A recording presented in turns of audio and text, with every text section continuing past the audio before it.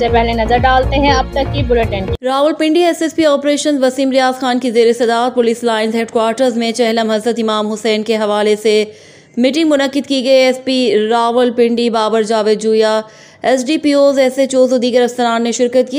SSP operation Wasim Riaz Khan ने full proof security के हवाले से अफसरान को हिदायत दी कि तमाम मुतालिका स्टेक होल्डर से मीटिंग करके बेहतरीन इंतजाम यकीनी बनाए जाएँ।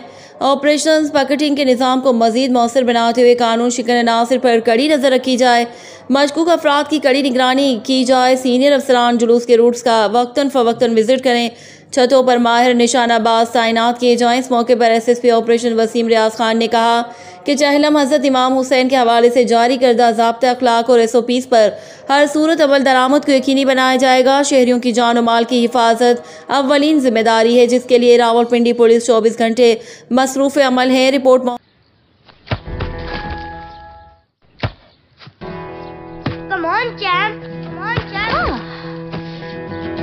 मुश्किल के क्यों मार रही हो? कौन करता है ऐसे? जो कोई नहीं कर सकता वही तो चैंपियन करता है।